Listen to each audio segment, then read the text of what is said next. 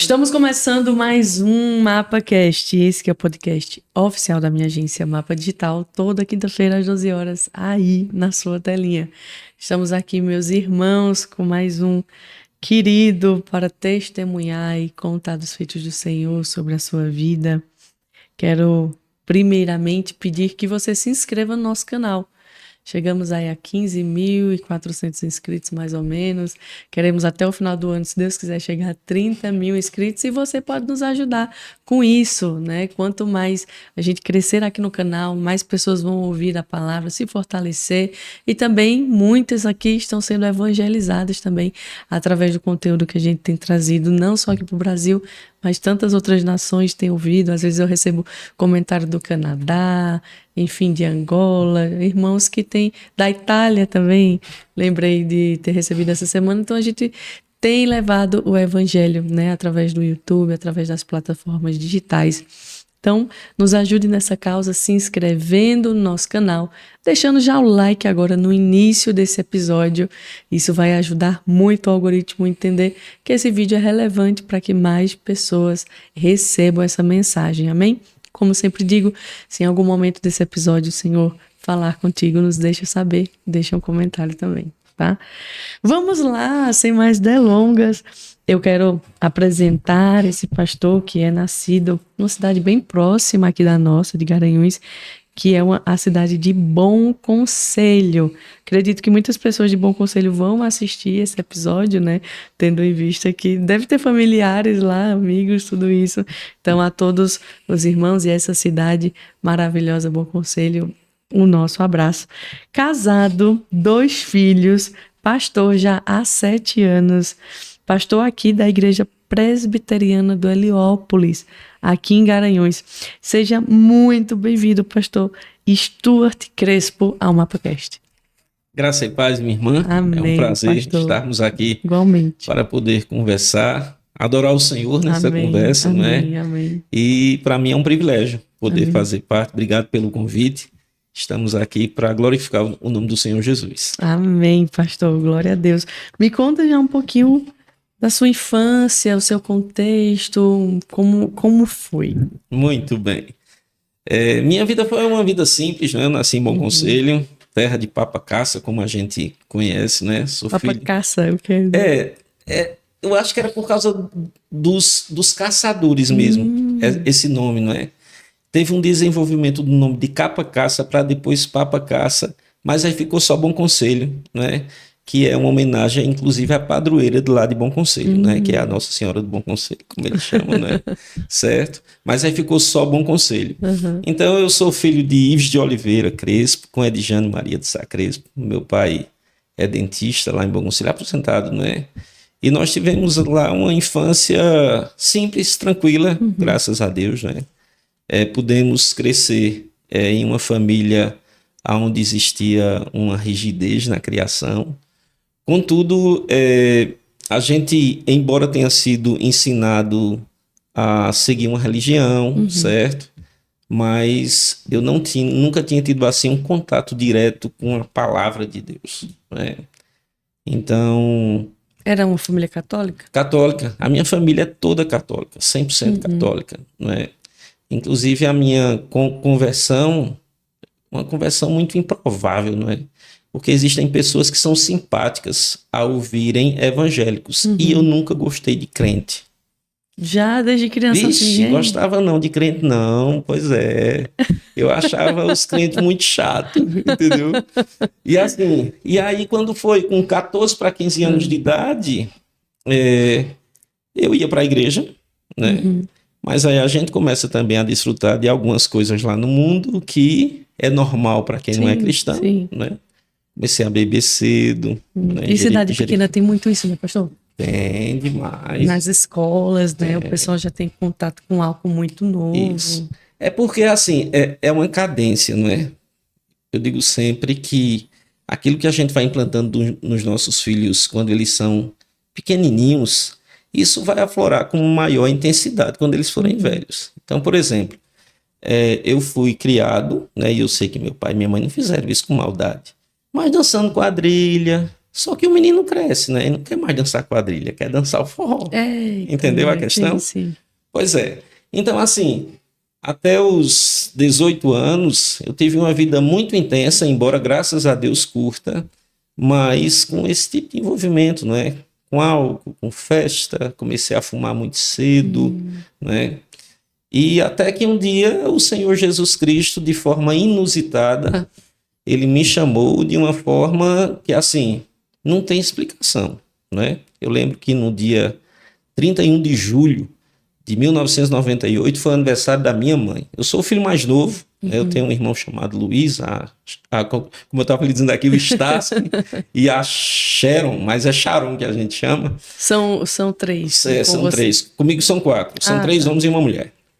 Resultado. E meus irmãos tinham ido para o Recife para comprar uns carrinhos lá para eles trabalharem, sabe? E eu fiquei em casa como se fosse o dono da casa, o mais novo, lembro como hoje. E nesse aniversário de minha mãe, eu lembro que eu tinha um tio chamado Ivan. Rapaz, nessa noite a gente bebeu demais. Meu Deus. Só você vendo, né? Isso foi numa sexta-feira. Mamãe tinha uma mercearia, um mercadinho, né? E aí eu era quem trabalhava com ela. Comecei a trabalhar muito novo. E eu lembro que quando foi no outro dia, eu acordei com aquela ressaca horrível. E sem ninguém me chamar, eu fui em uma igreja lá, em Bom Conselho, para um culto de mocidade. Ninguém me convidou. O Espírito lhe convidou. Pois é. Assim, é o sobrenatural de Deus, né? Porque, assim, eu vinha discutindo com alguns crentes durante uns 15 dias aí, e eu lembro que eu acordei no outro dia muito mal. E eu fui para esse culto de mocidade. Na Igreja Presbiteriana nós temos um negócio que a gente chama UMP, União de Mocidade Presbiteriana. E eu fui para esse culto, rapaz, eu achei muito doido o negócio. Eu disse, que loucura, eu nunca mais venho aqui. Pois é. Então, O que foi que você achou assim estranho? Rapaz, quando eu cheguei lá, eu lembro até a roupa que eu tava. Eu gostava muito de uma jaqueta de couro preta. Quando eu cheguei lá na igreja, e aí eu lembro que mandaram orar, né? Disseram assim, vamos se ajoelhar. Eu digo, rapaz, mas não tá vendo que eu não vou ajoelhar aqui. E ajoelhei, não. E assim, quando eu saí de lá, tudo anormal para aquilo que eu fui criado, né? Mas o Espírito Santo já estava trabalhando. Só o fato de eu ter ido, né? Sim. E eu tinha um amigo lá em Bom Conselho, ainda tá lá, o nome dele é Taniel. E a Taniel era, na época, o meu parceiro de farras, né? E eu lembro que a Taniel vinha me buscar na porta da igreja e disse assim, eu estou crente agora, é? Digo, nada, pai, tu é doido, só vim dar uma olhadinha aí, nunca mais eu vi nesse negócio. No outro dia, na hora do culto, eu fui para a igreja de novo. Eita. Eu digo, rapaz, que negócio está acontecendo? Né? O Espírito Santo, né, agindo, e eu lembro que eu comecei a ir para a igreja e tal.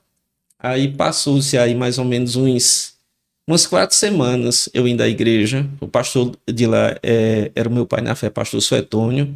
Inclusive, ele hoje é capelão aqui do Instituto Bíblico do Norte. Ele hoje congrega na igreja que eu sou pastor. Olha que coisa. A esposa dele hoje é minha ovelha. Meu Deus. Pois é, bênção demais. Mas eu lembro que quando eu chegava na igreja, e aí o pastor começava a pregar. E na minha percepção, os crentes daqui é tudo fofoqueiro. Porque tem que falar da minha vida do pastor. Mas não era. A palavra falando. O Espírito Santo falando. E aí, resultado. E aí eu disse assim, não, eu tenho que voltar para a minha igreja, porque eu acho que eu fui negligente com a minha igreja. E aí eu penso que eu estou sendo levado muito fácil. E aí eu comecei e fiquei nesse trânsito aí uns 6 meses, indo para a missa à tarde, ia para o culto à noite. Era desse jeito, certo? Até o momento que, lendo a palavra de Deus, não é? Eu disse, não, eu tenho que ficar por aqui mesmo, não é? Apesar dos defeitos que nós temos como seres humanos, as igrejas sendo regidas pelos homens, mas o fundamento era a palavra, não é? E de lá para cá, a minha vida foi só muitas coisas novas, entendeu? Porque com 20 anos de idade, eu penso que eu tive o chamado lá. Mas tardou 15 anos para eu poder, por exemplo, ir para o ministério, né? Então, em Bom Conselho, comecei a trabalhar muito novo, comecei a trabalhar em uma empresa aqui de Correntes, tinha aqui em Garanhuns também, eu era vendedor, né? Durante 10 anos eu fui vendedor.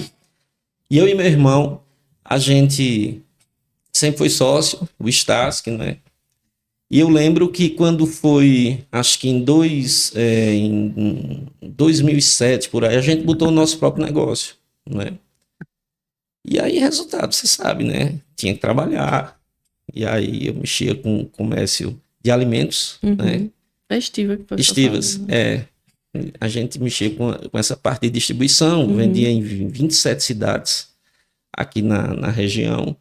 E depois de um tempo, meu irmão entrou no ramo de autopeças, né? Já foi aí pertinho do chamado, né? Meu irmão sempre visionário para o lado do comércio. E quando foi em 2014, eu estou encurtando, porque senão a gente vai ficar aqui até... Não, mas certo? pode contar a história. Quando foi em 2014, eu comecei a sentir assim uma tristeza no meu coração ganhando dinheiro. Já viu um negócio desse? Você ganha dinheiro e não tem alegria. Era mais ou menos assim, né? E assim, tudo que eu quis fazer, Deus me deu a oportunidade, né? Eu lembro que nesse período eu acordava muito cedo. Eu acordava, isso aí em 2012, até 2012, 3h30 da manhã, todos os dias. Aí você Meu diz, Deus, você tá assim, por quê? Sim, porque Pois é. não dormia, né? Pois é. Ia dormir de que hora? 6 da tarde? Eu sempre mexi com pecuária, entendeu? Então, nesse tempo, eu tinha a distribuidora, meu irmão estava mexendo na autopeças e eu tinha uma vacaria. Ainda tirava leite. Eita, era bom demais. Aí, 4 horas da manhã, quando a turma começava a ordenhar, eu estava no curral, né? Então, assim, foi um período muito bom. Eu sou apaixonado por agricultura, mas você não tem ideia. Resultado, e aí Deus foi direcionando. A coisa que eu tinha mais amor, que era a agricultura, quando foi em 2013, disse assim, eu vou parar com esse negócio de vaca, que esse negócio está dando muito trabalho, né? Aí foi justamente nesse período que meu irmão migrou para esse outro comércio, e tudo bem. E ele com altos planos de fazer várias coisas, né? A gente, queira ou não queira, a gente só teve a ajuda de Deus nesse sentido aqui, então as coisas também não eram fáceis, né? A gente nunca teve assim um Silvio Santos para dizer assim, toma, vai, anda. Então foi Deus mesmo. Só quando foi em 2014, rapaz, eu lembro que eu comecei a não ficar muito contente com o comércio, com aquela loucura, com aquela rotina, né? Mas eu não dizia a ninguém, ficava calado, ficava em silêncio. Até que um dia eu cheguei perto de meu irmão, né? Disse a ele, rapaz, esse negócio tá comendo meu juízo, eu não tô tendo paz nem para servir ao Senhor mais.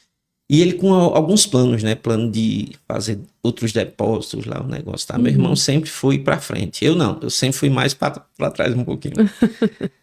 Até que eu cheguei e ele disse assim, rapaz, olha, o certo era a gente pegar e fechar a distribuidora aqui. A gente queira ou não queira, tu botasse essa loja aí. A loja que ele botou foi uma loja boa para o tamanho da cidade e demandava despesa. Eu digo, a gente pega e vende essa e paga lá. Ele disse assim, tu é doido, não faça isso não. Eu digo, mas tu não entende, é porque eu não quero ficar mais aqui não. E aí ele grelou os olhos assim, né? Eu disse, e tu vai fazer o quê? Eu disse, eu vou cumprir aquele que já era para eu ter de fazer. Aí ele olhou assim, ele era presbítero da igreja. Aí o cabra só fez chorar. Eita. Foi. Eu sabia, vai-te embora, vai-te embora. Tal. Só que assim, parece muito romântico isso, né? Mas só que a gente tinha uma ficha de funcionários, tinha que desmanchar uma estrutura, né? E dentro de 30 dias o Senhor abriu as portas para fazer isso. Então, foram muitas coisas que aconteceram assim que eu dizia, Senhor, pelo amor de Jesus Cristo. Né? Pelo amor de ti mesmo. Pelo amor. Tem misericórdia Me de mim. ajuda. Porque assim, só sabe a vida empresarial quem tá dentro, né? Por exemplo, você mexe aí com suas coisas, você sabe que não é fácil. Às vezes quem tá de fora... Acha assim, que é só glórias. Pois é, entendeu? E não é bem assim, não é? Eu lembro que, assim, um dos sinais que Deus mostrou assim que era para ir foi que quando eu tinha que fechar em 30 dias, porque se eu virasse um mês com mais despesa, eu disse, rapaz, eu vou levar um prego muito grande. A gente vendia muito fiado, né? Era normal naquele tempo a gente fazer duplicata esse negócio. E o medo de meu irmão era isso, né? Assim, Stuart, a gente vai levar um prejuízo de pelo menos uns 250 a 300 mil se a gente fechar esse comércio. Isso foi em 2014 para 2015. Porque muita gente vê que fechou, aí não vai querer pagar. Não ia pagar, né? Aí eu dizia a Estácio que vai nada. eu acho que a gente vai levar um prejuízo aqui, no máximo estourando de 30 mil reais. Ele disse, tu é doido, tu vai ver o que é que vai acontecer. Resultado, a gente conseguiu fechar em 30 dias e a gente teve um prejuízo de 22 mil reais. Glória a Deus. Pois foi, meu irmão, e foi milagre. Milagre, ele deve ter ficado besta, hein? Você não tem ideia, não é? E assim, Quando Deus está no negócio. pois é. Mas assim, eu não vou mentir a você, não. Na época, foi muito difícil. Por quê? Porque até aí eu estava mexendo com uma estrutura, né? Mas aí, para o chamado ser chamado, eu tinha que passar por 3 etapas. Quais seriam as etapas? Primeiro, minha esposa. Minha esposa não casou com um pastor. Casou com um empresário. Pois é. Na verdade, eu era vendedor na época, mas depois, né? Então, assim, será que ela vai aceitar esse negócio? Aí eu cheguei perto dela, o nome dela é Zilanda, não é? Eu digo, Zilanda, eu vou pro ministério. Ela fez assim, tu é doido? Eu digo, tô doido. E eu quero saber se tu estás também. Se você não concordar 100%, eu não vou. Se você concordar só 99% e ficar um fora, eu não vou. Porque eu entendia que esse um poderia atrapalhar demais. Eu não sei como é que acontece no seu contexto, mas no nosso contexto, muitos pastores, eles não conseguem, às vezes, caminhar melhor porque a esposa não tinha esse chamado. E ela não tem culpa disso. Talvez ele de ter querido forçar a barra, não é? E eu lembro que minha esposa pegou e disse assim, Tuti, ela me chama de Tuti, viu? Aí ela disse assim, eu pedi a Deus para casar com o homem de Deus. E se ele lhe chamou, a gente vai. Minha irmã, eu não esperava essa resposta dela. Porque eu não queria essa resposta. Eu estava certo que Deus ia dizer assim, eu vou mostrar a tu que não é para tu ir. Digo, Senhor, faz isso não. E aí eu comecei a dar pressão nela, né? Eu disse assim, Zilanda, para com esse negócio. Ó, tu vai sair dessa tua casinha bonitinha. A gente vai pro sertão, que aqui não tem igreja pra gente pastorear, não.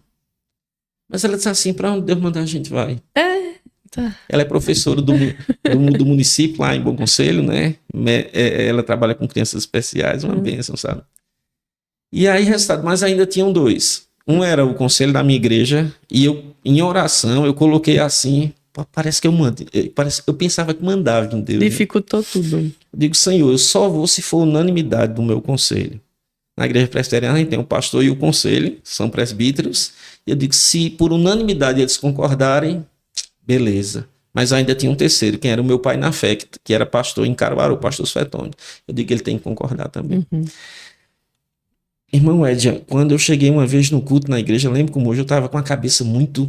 Entenda, imagina a confusão na cabeça, não é? É porque mudanças mexem muito, né? E principalmente assim, por exemplo, na minha cabeça eu sabia que eu ia sair de um salário X para ganhar 70% no outro mês que eu decidisse. Uau. Entendeu a questão? Como homem, mexe muito mais ainda. Você não tem ideia. Pois é. Aí, resultado. Meu Deus. Aí eu, lá na igreja, eu não lembro como hoje, essa cena é muito viva. Eu tava com uma camisa assim, que eu gosto de andar camisa assim, uma camisa verde listrada, e eu lá dizendo assim, Senhor, na próxima reunião do conselho eu vou dizer ao conselho isso.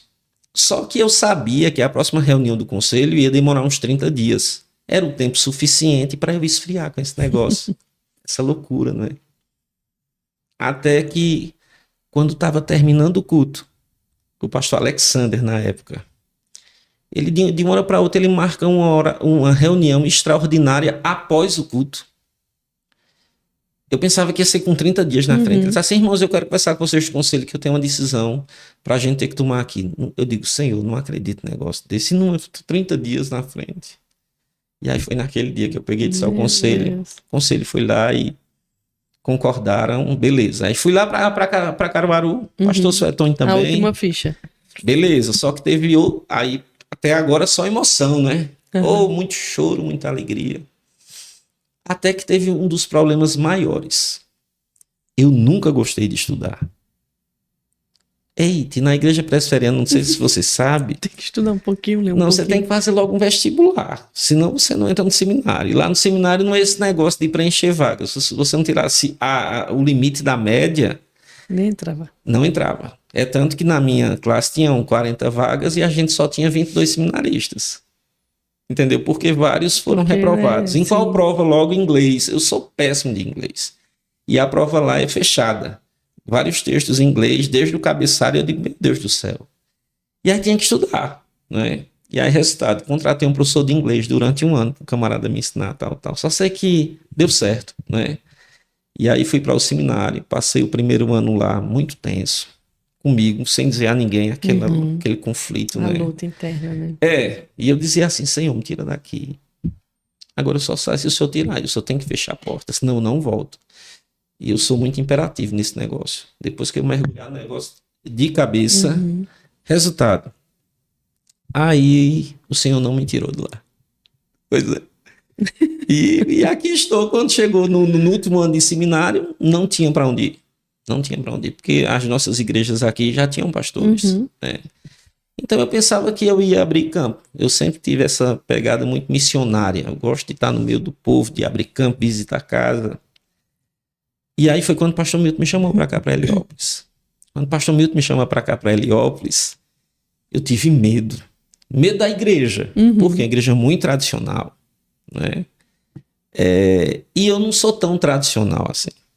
Em que sentido, né? De alguns costumes, por exemplo, aqui na igreja eu subo no púlpito para pregar dia de culto de opercata showboy. Olha, isso não é normal no meio presbiteriano. De bota, mesmo, pastor? entendeu? O instrumento que eu mais amo bem diferente. o instrumento que eu mais amo é uma sanfona. Entendeu a questão? Então não é normal, né? E assim, a igreja, a princípio, tem aquele choque, né? Igual aquela frase, não se fazem pastores como antigamente. Pois é. Mas depois a turma foi entendendo, né? Foi entendendo a ideia de ser cristão sem alguns estereótipos, né? Cada um tem o seu estilo. E graças a Deus, Deus tem feito a gente caminhar debaixo da graça, né? E sempre rogando as bênçãos de Deus. Mas foi um tempo que o Senhor cuidou demais da gente. É interessante, Edja, e talvez sirva para algum vocacionado na dúvida. Se for vocacionado, se Deus chamou, ele vai primeiramente trazer muita paz no coração. Muita paz. Eu nunca tive tanta paz no meu coração. Quando era empresário, quando podia comprar o que queria, que hoje eu não posso, mas já pude. Mas eu não tinha paz. Entendeu? Então, se você disser assim, Stuart, tu fazia de novo 100 vezes a mesma coisa, não é? Porque eu entendo que foi para isso que Deus me chamou, para fazer, né? Então, assim, só olhando para frente, esperando o dia de nos encontrarmos com Cristo. Amém. Esse é o meu sonho. Amém. Entendeu? É o do dia que nós vamos estar diante da presença do nosso rei. Eita, vai ser bonito demais esse Eu dia. também penso muito Pois nisso. Ô pastor, e me conta como foi essa distância, né? Você estava nos contando aqui nos bastidores, foram 4 anos de formação, distante da sua casa. Já tinha filhos na época? Já tinha. Rapaz, foi um tempo, assim, um pouco difícil, né? Por exemplo, no meu primeiro dia de aula, nunca esqueci, eu viajei numa segunda-feira e minha esposa, na época, nem dirigir, ela dirigia, porque a gente, além de eu dirigir, ela tinha todos os funcionários da gente à disposição. Então, assim, ela nunca teve interesse de aprender. De uma hora para outra eu tenho que sair. Não precisava. Eu tive que sair na urgência, fui para o seminário.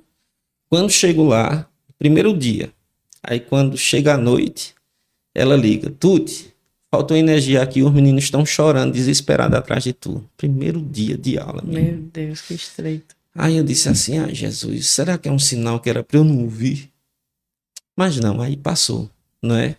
Graças a Deus. E assim, o Caio, meu filho mais velho, hoje tem 17 anos, né? Uma hora dessa deve estar estudando. O Caio, ele tinha 6 anos por aí para 7. Então toda vez que eu ia viajar, já sabe, né? Se agarrava, pai, não vá não. E aí pai não tinha que ir. Aí eu passei a viajar de madrugada para não ver os meninos. A minha menina Clarinha, hoje Clarinha tem 12, mas ela só tinha 1 ano e 8 meses, né? Então assim, era luta, porque eu saía na segunda-feira, voltava na sexta, quando eu chegava em Bom Conselho, já tinha uma classe de discipulado que eu ensinava. Quando era sábado, a gente tinha evangelização num bairro lá chamado São Rafael. No domingo eu dava aula na igreja e segunda de madrugada eu já voltava. 4 anos, foi bênção demais. Meu Deus. Pois é, por isso que eu sou meio enjoado quando eu vejo alguém no ministério com preguiça. porque eu sei o que é Botar a caminhar. mão no arado, né? Pois é. Eu vi até um videozinho agora há pouco, antes de vir pra cá, de um pastor falando assim, que a gente tem o costume de falar que família é o nosso primeiro chamado, tal, tal. E ele dizendo, não, família não é seu chamado, família é sua obrigação. Ele disse que muitas coisas, por vezes, estão manchando o fazer mesmo. Que as pessoas estão com preguiça, não querem responsabilidade, não querem se envolver na obra. E aí ficam sempre, minha família, minha prioridade, nananana, para não se responsabilizar com o arado. Perfeito. Né? E a Bíblia diz que nós precisamos orar pedindo trabalhadores, Sim. porque a seara é grande, né? E Deus que vai mandar os ceifeiros. Isso. No entanto, a responsabilidade de orar, de agir, né? Até porque a oração ela tem a súplica e tem a ação, né? É necessário ser feita por nós, Claro. porque se não for o cristão consciente que fará isso, vai ser quem? Né? Deus não se move na terra sem a jurisdição da oração. É necessário essa intervenção. Então, nós temos que ter a consciência e que é nossa responsabilidade. Sim. Né? E aí a gente volta para um ponto também que é bem delicado, pastor, que nós estamos vivendo um tempo onde a gente se preocupa muito com a nossa vida, com os nossos sonhos. Né? Eu até conversando com algumas pessoas, disse, quando foi que você orou por alguém pela última vez? Quando foi que você intercedeu pelos perdidos? A última vez que você orou por pessoas que estão sendo, né, abusadas num momento como... Enfim, são tantas tragédias e contextos terríveis no mundo. Tanto motivo para orar, né? Mas a gente sabe que é um dos lugares e uma das salinhas mais escassas da vida da igreja, por vezes, é a oração. Isso. Wedja, o que eu tenho visto é que o evangelho hoje em dia ele está muito açucarado. Por exemplo, a gente fala em perseguição quando ninguém é perseguido. Às vezes a pessoa sofre com as tentações da sua própria carne e coloca o nome disso de perseguição. Tem nada a ver. Entendeu? Por exemplo... Perseguição é que tá na China, na Coreia do Norte, Rapaz, né? às vezes no Iraque. a gente chega aos nossos filhos, né? Por exemplo, pai, tô sendo perseguido lá na faculdade. Sim, conta a perseguição. É porque é uma tentação. Eu digo, não, então isso não é perseguição, não tem nada a ver com perseguição. Alguém tá botando tua cabeça na guilhotina pra tu negar a fé? Sim. Entendeu? Mas o que é que acontece? Todas as vezes que a igreja ela vai perdendo o seu tato de santidade diante de Deus, sim. ela vai se amoldando. É como se fosse uma gelatina em um prato. E ela vai se parecendo com o mundo cada vez mais. Ela vai, por exemplo, começando a chamar de opinião aquilo que a Bíblia chama de pecado. Vai começando a relativizar as verdades bíblicas, não é? Não é você que pensa assim. Eu sempre digo lá na igreja, eu digo, irmãos, vocês não têm que seguir nada do que eu digo que não está na Bíblia. Agora, se eu disser que está na Bíblia, aí não tem como você não seguir. Então, assim, devido a essa abrangência que a gente vê hoje em dia, dessa facilitação evangelical que existe no nosso país, estou falando estritamente a gente aqui, a gente vê que parece que as pessoas querem enlarguecer a porta. E a porta é estreita. Sempre foi. Não tem como não ser. Sempre será. Até que ele vença, vai ser estreito. Quando eu vejo, por exemplo, a vida dos apóstolos, a gente vai ver só João morrer. Que morreu em paz, né? De velhice. De morte morrida. Pois é. Todos os outros... Morte matada. Meu Deus. E aí eu falo em perseguição aqui. Meu Jesus Cristo, não tem perseguição, né? Tem o pastor Francisco Leonardo, que é inclusive sogro de pastor Augusto Nicodemos.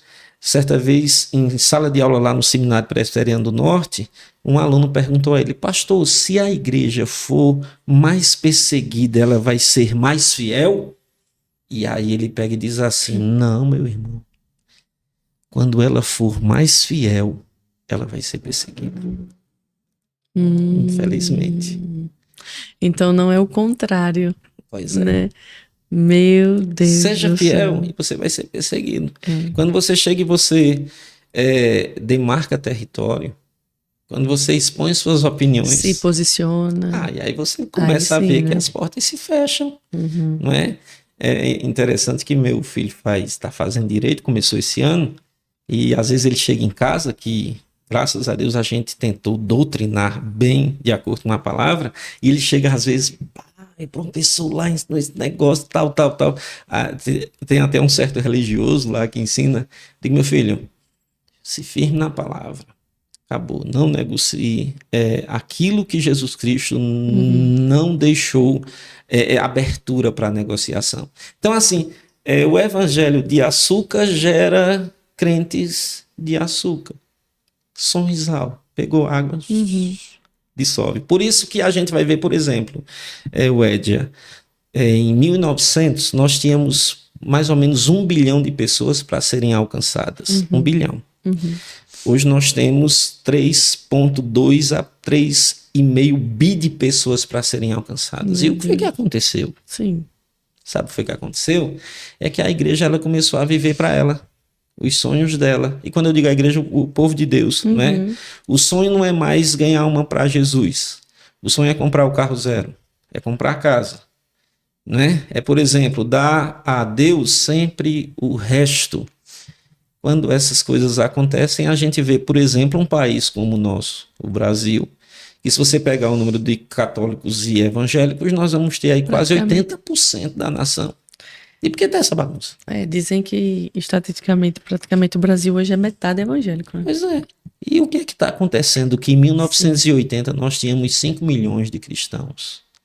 E hoje nós temos aí mais de 50 milhões e o negócio parece que não está causando tanta diferença. Sabe por quê? Chegue perto de 10 cristãos e você senta perto e diz assim, me apresente em 2 minutos o plano da salvação.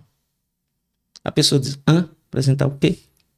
Muita gente não sabe falar, né? Pois é. Da obra, da cruz. Entendeu? Coisa simples. Sim. Que é fundamento da fé cristã. Fundamental. Olha, é fundamento da fé cristã. Sexta-feira passada, a gente começou um desafio lá num bairro daqui chamado Massaranduba. Você conhece, né? Um bairro bem difícil. E assim, eu lancei o desafio para a igreja. Eu disse, se a gente ficar só vendo e sonhando em mudança sem causar mudança, não vai acontecer nada, né? E nós chegamos ali com mais ou menos uns 25 a 30 irmãos. Uma tarde de evangelização e eu dizendo a eles assim, eu disse, sexta-feira tem mais. Tem que vir toda semana. Quem vai mudar aqui a realidade dessas pessoas não vai ser o Estado, não vai ser apenas um curso terapêutico. O problema está aqui no coração. Então só Jesus Cristo para causar essa transformação. Mas como você disse aí lá em Mateus capítulo 9, lá no finalzinho, quando Jesus Cristo vai dizer assim, cadê os trabalhadores? Mas eu não tenho tempo, né? Eu acho que eu disse domingo na igreja que uma das coisas que mais acontece com os cristãos é quando Deus faz ou começa a fazê-los prosperar, eles começam a se distanciar dos trabalhos. Não tenho tempo. Eita, tá escasso demais. Tá tão difícil. Aí eu digo assim, então vou orar para Deus dar um emprego, porque antigamente tu era fiel a Deus, agora não é mais. Pois é. É desse jeito, né? Mas eu acredito também no avivamento que está por vir, né? Amém. E esse avivamento, nós cremos que é um avivamento de voltar às Escrituras. Amém. De voltar à palavra. Então, eu sei que Deus não perdeu o controle em absolutamente nada, né? Mesmo a gente vivendo nesse contexto um pouco mais difícil. Eu sei que existe uma igreja dentro da igreja, mas nos últimos dias eu acredito que muita coisa vai acontecer. Vai, minha irmã. Ainda tem muita história, né, para ser contada. Finalzinho de Apocalipse, quando tá selando lá o livro, a ideia é, quem for limpo, continue se limpando. Quem não for, não é? Então eu creio piamente que vai ter essa separação, isso. Né? Romanos capítulo 9 a 11, que vai tratar sobre a questão dos gentios e dos judeus ali, a gente vai ver que vai haver até uma conversão em massa do povo judeu, não é? O Paulo vai dizer, quando entrar a plenitude dos gentios, aí vem a turma de Israel, não é? Não sei se você já estudou sobre o assunto, mas hoje quase 85% dos judeus já retornaram para Israel. Meu Deus. Né? Então as profecias do Antigo Testamento estão se cumprindo. Muita É a coisa. turma voltando para Sião para justamente acontecer o dia da trombeta soar, a sétima trombeta. O apóstolo Paulo diz, quando ela tocar, aí vai ter gente que vai dizer, eita, e era? Há quem já diga aí, os profetas, né, da nossa geração, que já soa a terceira, né? Possivelmente estamos aí ao tocar da quarta. Pois é.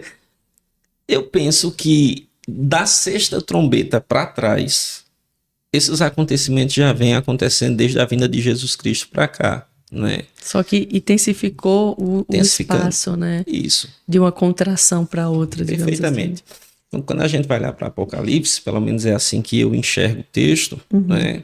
A gente vai ver que a história ali ela é contada, pelo menos ali, 7 vezes com acréscimos. Agora a sétima trombeta vai lá e fecha toda a história, não é? Então, assim, tudo está concorrendo para o que Jesus Cristo disse. Convergindo, né? É, Sim. no finalzinho, o amor das pessoas vai esfriar, mas por causa dos eleitos, como ele disse, ele volta. Por quê? Porque em quem ele colocou a marca do sangue, vai se perder nem ou não. Aleluia, Glória a meu Deus Deus, por eu isso. creio Pois em é, nome meu de irmão. Jesus. Me diga uma coisa, qual sermão mais incrível que você pregou no sentido não simplesmente de revelação, mas onde você sabe que houve um mover do Espírito, porque a gente vive algumas coisas que, meu Deus, a gente passa 3 dias falando, 4 dias daquele dia, nossa, eu ainda tô aqui, assim, não tem isso, a gente vai vivendo umas coisas meio malucas com Deus. É, perfeito. Minha irmã, um sermão assim, você agora me pegou. Eu nunca tinha parado para pensar nisso. Ninguém nunca tinha me feito Eu uma também nunca pergunta tinha dessa. perguntado isso a ninguém. Pois é. Assim, tem alguns textos, né, que quando eu prego neles assim, eles mexem comigo, né? Tem alguns textos, então não é um só. Por exemplo, eu gosto muito do texto lá que Jesus Cristo cura aquele leproso, lá em Mateus 5, a partir do versículo 12. É um texto curto, simples, mas ele fala sobre o poder de Cristo, que era para ficar impuro por ter tocado no impuro, e nem a impureza do leproso fez com que Jesus Cristo se tornasse um. Pelo contrário, ele purifica, né? Então aquilo fala muito sobre a gente, né? Nós também somos ou éramos leprosos, que se nós tocássemos em Jesus, ele estaria imundo. E ele vem tocando a gente, nos purifica, não é? Eu tive essa mentalidade, esse mesmo raciocínio na mulher do fluxo de sangue. Isso. Que ela não podia Também não. tocá-la. Na verdade, ela sabia que ele não ia tocá-la na cabeça Isso. dela, pelas regras, né? E ela diz, eu que vou tocá-la. Isso. E aí ela tem uma chave, uma fé, né? Ao ponto de, e se eu tocar, não precisa ser nem nele, mas na orla do manto dele. Eu Perfeito. vou ser curado. Olha só a consciência Perfeito. de uma mulher que ouviu tanto que Jesus fez. Que ela disse, meu Deus, esse homem, a roupa dele, e realmente, né? Perfeitamente. Porque Deus surreal. responde a nossa fé, né? Mas esse mesmo texto, depois Jesus sai dali para a casa de Jairo, né? Já era. Então, qual era a fé de Jairo? Era, você precisa ir na minha casa tocar na minha filha, Perfeito. né? E Jesus responde as duas fés, Perfeitamente. né? Perfeitamente. Eu acho muito interessante isso, que Jesus é demais. Outro texto, na verdade, esse aí eu já preguei, acho que umas 10 vezes já, coitadinha da minha esposa, já ouviu muito isso. Foi o de Mateus. Mas a palavra se renova cada manhã. O de Mateus 15 lá, daquela mulher que tinha, a mulher cananeia, né, que tinha a filha endemoniada. Aquele Meu texto ali Deus, também. é forte. Porque assim, uma das partes que mais me chama a atenção é quando aquela mulher se coloca em um estado de tamanha humilhação, quando Jesus Cristo diz assim, Verdade. eu não posso tirar o pão dos filhos e dar aos cachorrinhos. Minha irmã, eu já li uns 20 comentários daquele texto, comentaristas, exegetas, e todos, ninguém consegue aliviar as palavras de Jesus Cristo. Ainda que a palavra lá no grego esteja no diminutivo, mas a palavra que ele usa é um adágio de filho e cachorrinho. E aquela mulher é como se ela dissesse assim a Jesus, Jesus, eu não faço questão de ser sua cachorrinha. Meu Deus. Apenas atenda O meu a minha pedido. súplica. A Jesus Cristo diz assim, vá minha filha, sua filha já está curada. Fé como essa, nem no povo dele. Olha, o contexto do texto, a partir do versículo 1, a gente vai ver uma luta com os fariseus por causa de purificação. Se comer com a mão suja, impureza é pecado. Aí você pega uma mulher pagã, honrando a Cristo, chamando ele de filho da vida. Olha, não faço questão de ser sua cachorrinha, não. Né? Apenas eu me contento em comer as migalhas. As suas migalhas servem demais. Não é? Então isso é bênção demais. Eu gosto muito desse texto. Meu Deus. E as migalhas de Jesus não são migalhas. Não tem migalha, não. Que libertou a sua filha. Pois é. Meu Deus, de uma escravidão de demônios, né? Perfeito. Meu Deus, pastor, realmente. E quando a gente começa a olhar para as escrituras, meditar nelas, a gente vai tendo cada vez mais a revelação de quem Cristo é. E sabe, pastor, desde que eu votei, acho que esse ano, acho que faz 5 anos, uma das coisas que às vezes eu comento muito isso, acho que às vezes em alguns podcasts, porque eu me surpreendo muito, às vezes, com uma igreja ou pessoas ainda muito imaturas, né? Às vezes são pessoas de 20 anos de igreja e tal, e ainda tem atitudes assim que eu fico, Deus do céu. Eu sei que se a gente olhar pra gente, vamos ter milhões de falhas, mas tem coisas que se a gente não avançar, se a gente não correr, que se a gente não amadurecer, meu Deus, vamos ser atropelados, porque até vi uma frase também antes de vir para cá, até postei, uma pastora missionária, não sei, pregando, e ela disse assim: a maior libertação do crente não é quando Deus nos tirou das garras do inimigo, é quando Deus consegue arrancar o nosso eu. Porque quando nós, assim como eu fui liberta, não sei como foi muito seu contexto, mas eu saí também do mundo, de bebidas, de festa, tudo isso. E quando a gente sai desse ambiente, o mais difícil agora é o quê? Eu não estou mais lidando com impurezas ou com bebida ou com... Não, esse não é mais minha luta agora é o quê? Sou eu. Perfeito. Minha luta agora é os meus desejos, as minhas vontades, o meu ego, o meu orgulho, os meus medos. E tudo isso agora eu vou precisar encarar. Com certeza. Eu vou precisar olhar isso agora a partir da ótica de Cristo, né? E dentro de tudo isso, qual um dos maiores desafios que você vê hoje do cristão? Porque eu sei também, eu sei que lá na Presbiteriana do Heliópolis não acontece isso, mas a gente sabe que muitas igrejas não pregam mais sobre arrependimento. As pessoas não choram mais pelos seus pecados. De terminar um dia assim e dizer: Senhor, me perdoe por isso, me santifique, me purifique, me ajude a permanecer. Então, é uma consciência que cada cristão precisa alimentar. A Bíblia diz: analise-se, pois o homem é a si mesmo. Eu tenho essa consciência de que eu preciso me analisar, né? Então, enfim, nos dê suas considerações. Infelizmente, hoje em dia, Edja, a gente vive um cristianismo onde arrependimento saiu de cena. Virou um negócio meio retrógrado. Arrependimento, Deus é amor. Geralmente você exalta um atributo de Deus, que ele é amor mesmo, né? Mas tem um livrozinho bem pequenininho, não é grande, de A.W. Pink, que fala sobre os atributos de Deus. Dentre esses atributos, ele fala sobre o atributo da ira. O último sermão que eu preguei na igreja foi, eu prego sequencialmente, e eu preguei em 2 Samuel 11, né? Caiu o último sermão no adultério de Davi. Eu já ia dizer, do adultério de Davi li hoje. Pois é. Não sei se você vê que o pecado, ele é silencioso. E a Bíblia diz que ele está ali, né? Pois é. Ele está à porta. Se você vai lá, por exemplo, para 1 Samuel 8:20, diz que o povo, quando reclama a Samuel dizendo que querem um rei, eles dizem assim: nós queremos um rei para ele guerrear as nossas batalhas.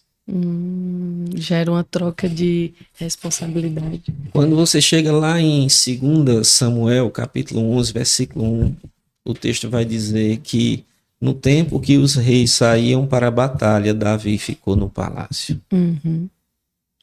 Davi não era para estar no palácio, ocioso. olhando para o tempo quando tinha obrigações a fazer.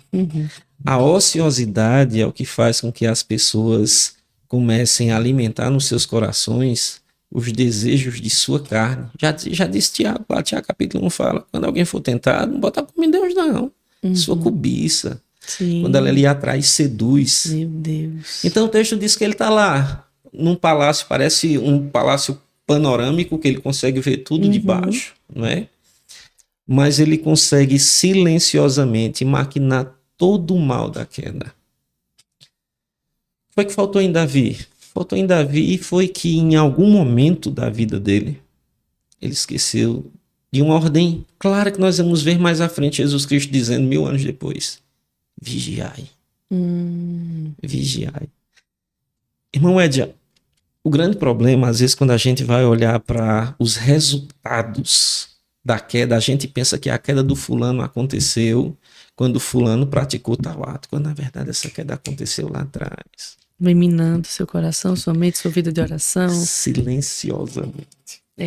Já não tenho mais prazer em ler a Bíblia. A falta do confessar, o desejo. Quantas pessoas chegam e dizem assim, pastor, eu tô sendo tentado. Pois é.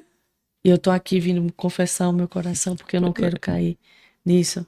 Então, até essa prática também da confissão de pecados, ela é praticamente nula. Pois é. Né? Por alguns motivos. Uma delas são lideranças irresponsáveis que tratam do pecado dos outros como mais uma história para se pôr na mesa. Perfeito. Né?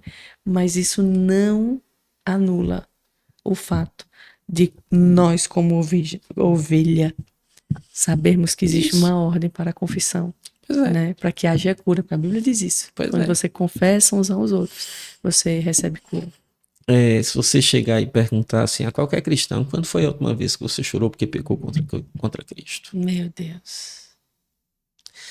Parece que a gente não liga dói mais. O pecado não dói mais. Mas por que não dói? Porque, entenda só, se você olhar para o céu e ver um avião passando, você consegue tapar aquele raio de ação do avião com a sua mão. Verdade, porque está longe. Né? Às vezes as pessoas estão tão distantes de Deus que conseguem enxergar Deus como se fosse bem pequenininho. Só que sou eu que estou distante. Quando a gente vai se aproximando, a gente... Rapaz, é como se tivesse essas lâmpadas fortes aqui. Por que foi que Pedro, quando Jesus Cristo vai lá e autoriza aquele milagre daquela pesca maravilhosa, Pedro chega diante de Jesus Cristo e diz assim, se aproxime não, porque eu sou pecador. Sim. Quando a gente está próximo da luz, que tem muita luz, a gente consegue ver as nossas mazelas. Quando a gente não consegue ver as nossas mazelas, irmão Edia, é porque talvez a gente esteja vivendo uma amnésia espiritual. Eu disse na igreja espiritual, não, eu chamei infernal, sabe? É verdade. Amnésia infernal é que eu consigo ofender a Deus e nem ligo. Acho tudo normal. E eu agora vou viver uma ideia de super graça. Ele já pagou tudo. Meu Deus. Entenda? Às vezes no nosso meio também, presbiteriano, acontece muito isso, que ainda chega aqueles desavisados que ainda dizem assim, não, mas eu sou predestinado. Salvo para sempre. Pois é, mas já que foi uma vez salvo para sempre, mostra santidade. Porque se não mostrar santidade é porque nunca foi. A Bíblia diz que quem continua na mesma vida nunca conheceu. Mas aí é que tá.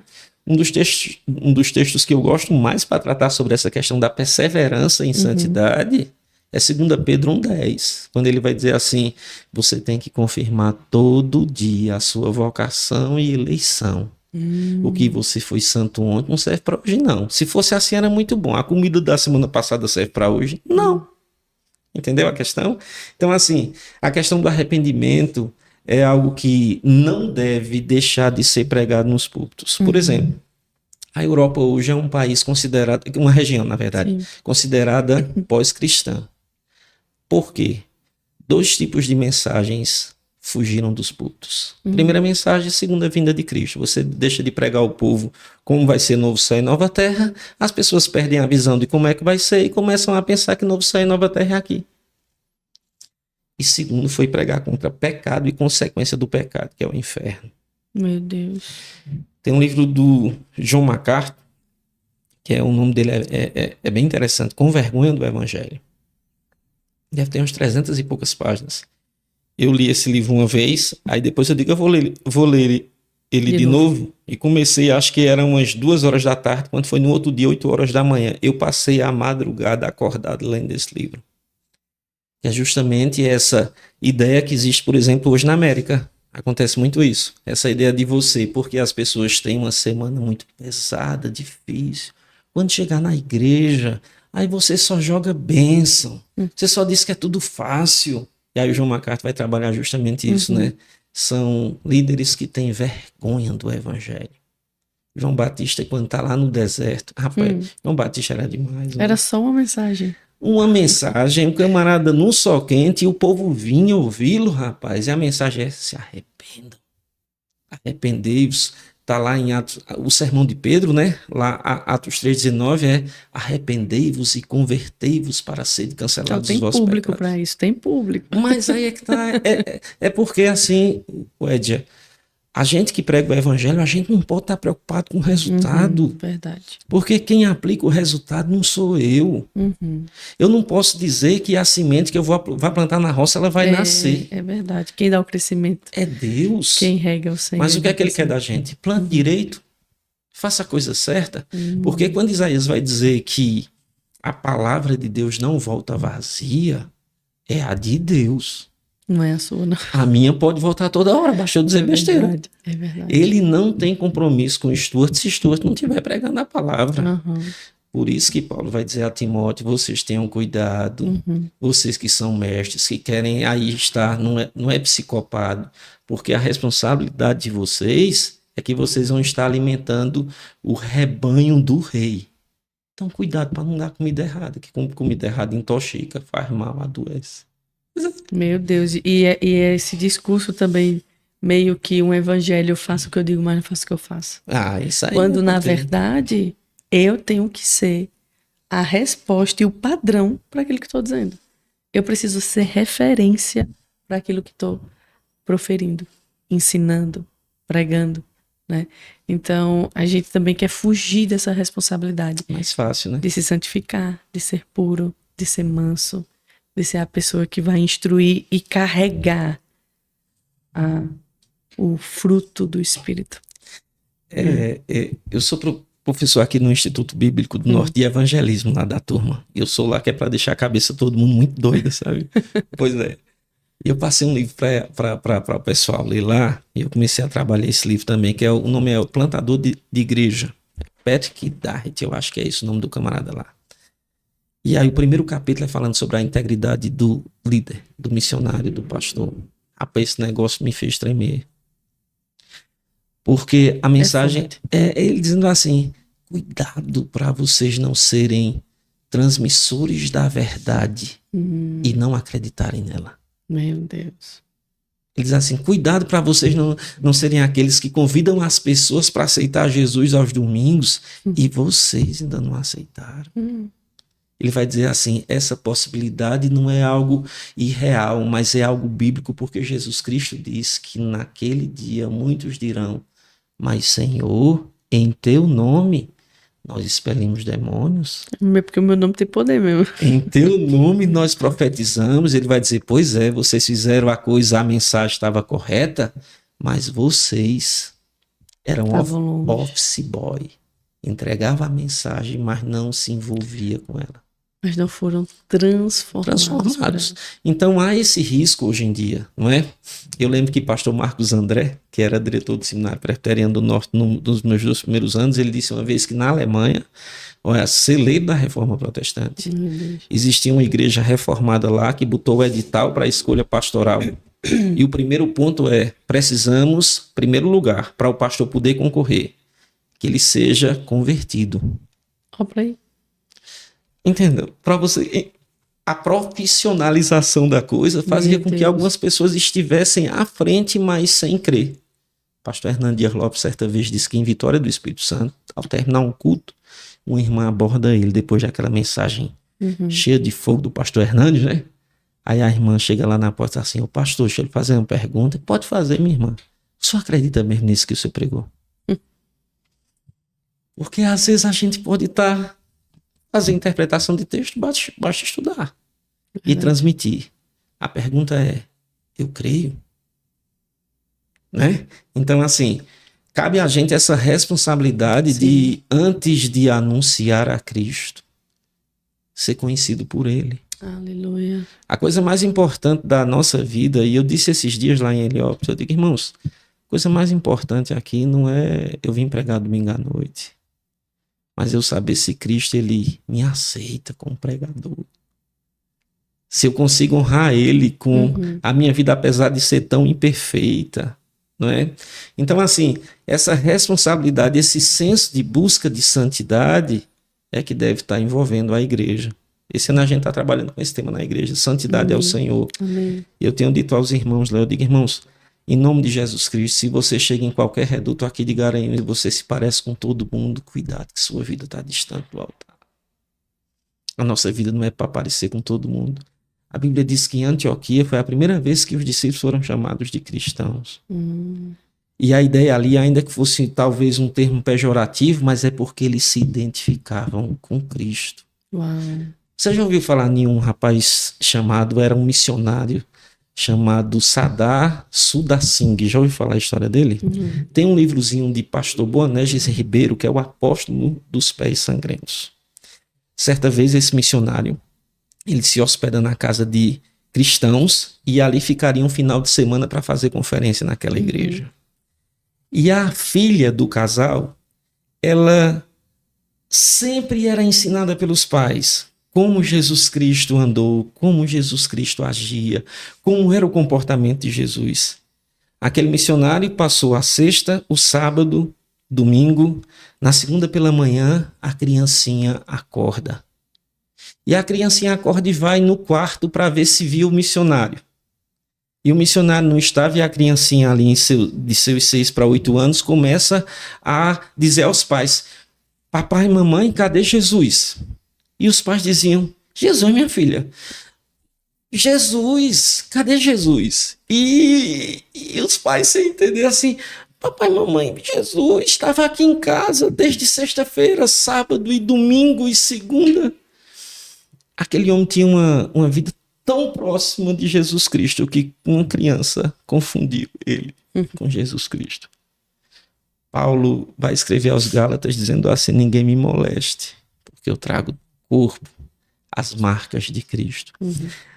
Talvez um dos textos, Wedia, mais mal interpretados ou não meditados da Bíblia é quando Jesus Cristo convoca todos nós discípulos e ele diz assim, aquele que quer vir após mim, a si mesmo se negue, tome a sua cruz e siga-me.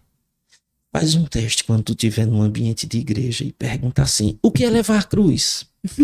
Aí vai ter gente que vai dizer, não, minha cruz é meu marido que me faz, minha cruz é o filho. Mas menino, quando você pega a estrutura romana, quando alguém era condenado e ele tinha que levar a própria cruz, a mensagem é que aquele que leva a cruz não tem mais opinião sobre fato algum.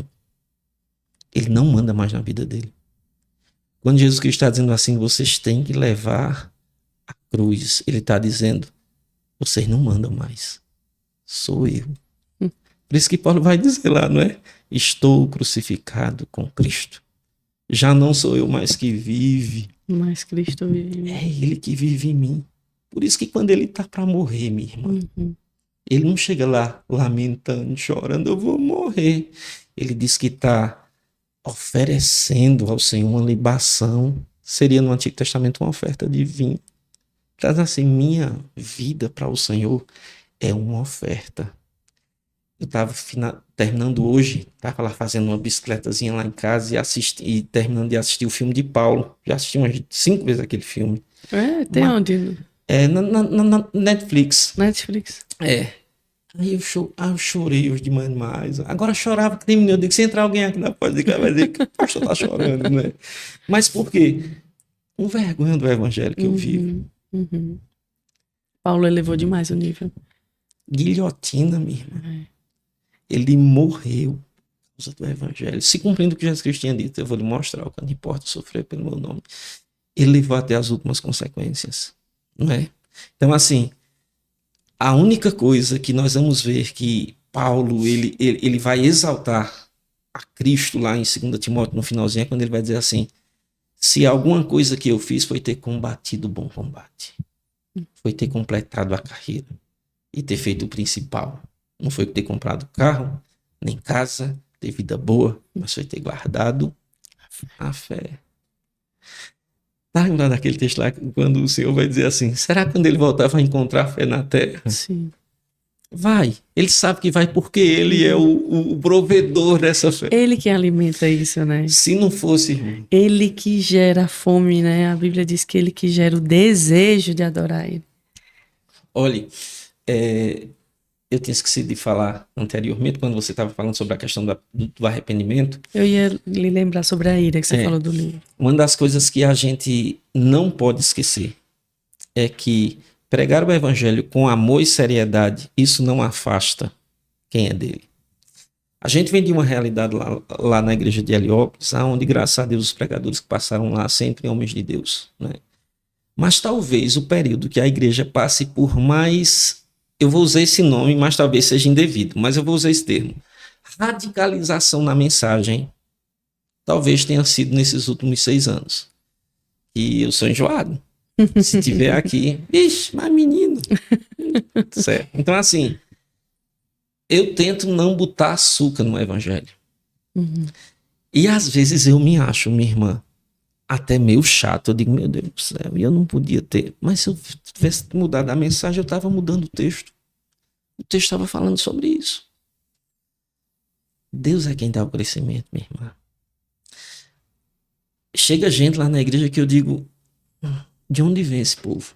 É Deus, né? Por exemplo, a gente, graças a Deus, aí a gente está pensando em fazer uma pequena reforma na igreja para dobrar a capacidade de membros, porque não está cabendo pessoal. Glória a Deus. E eu sei que tem gente que vai chegar lá e vai dizer assim, esse pastor é muito chato, mas eu quero que diga isso mesmo. Porque eu sei quem foi que foi para a cruz, não fui eu. E Jesus Cristo, quando ele foi para a cruz, aquele sangue lá vertido por minha culpa, às vezes a gente usa até o termo assim, né? Era para mim ter ido para a cruz, mas se eu fosse não adiantava nada.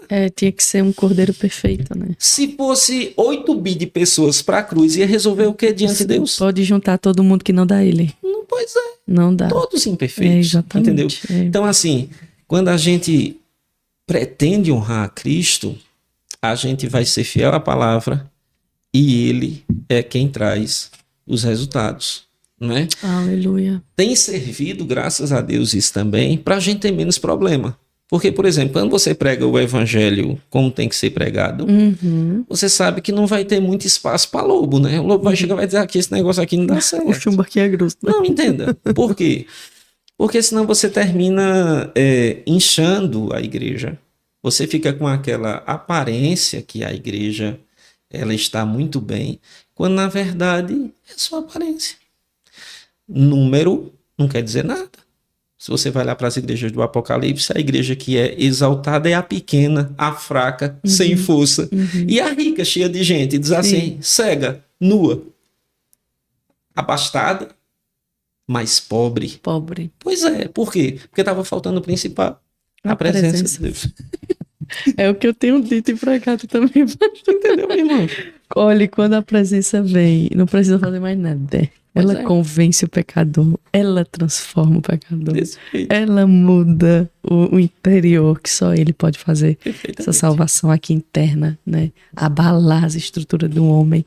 Só o Senhor pode fazer isso. Então a mensagem da ira é graça.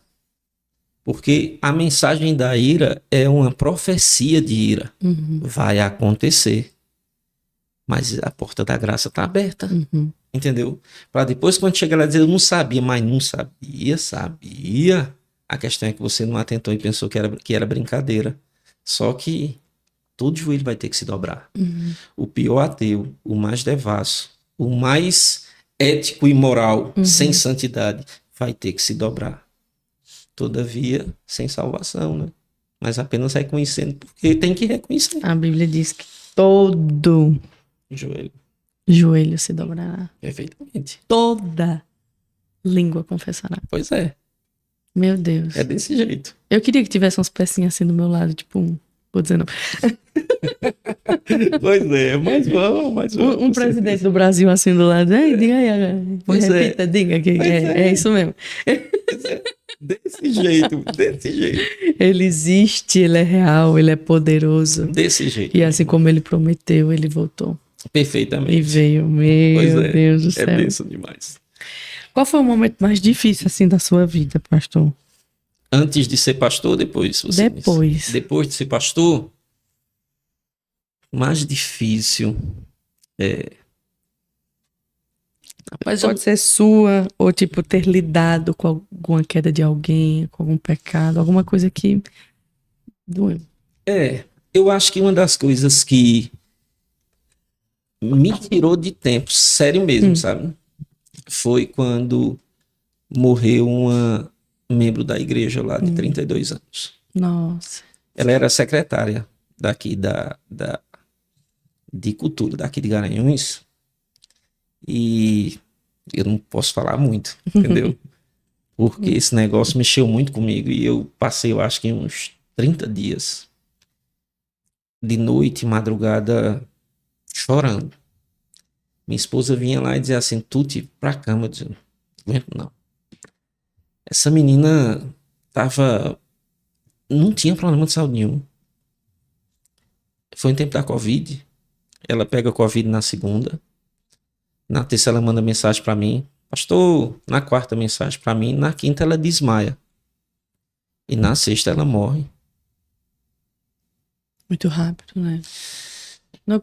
A gente ficou sem saber o que foi que aconteceu. O que foi que você agravou? Nossa.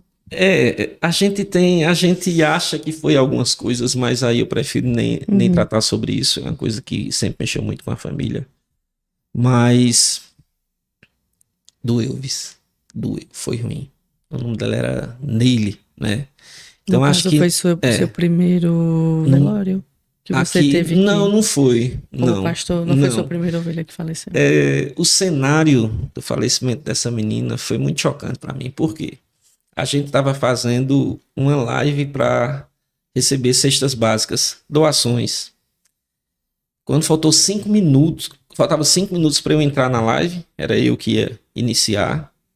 Aí chega alguém na porta dizendo: ela era quem ia fazer comigo a live. Entendeu?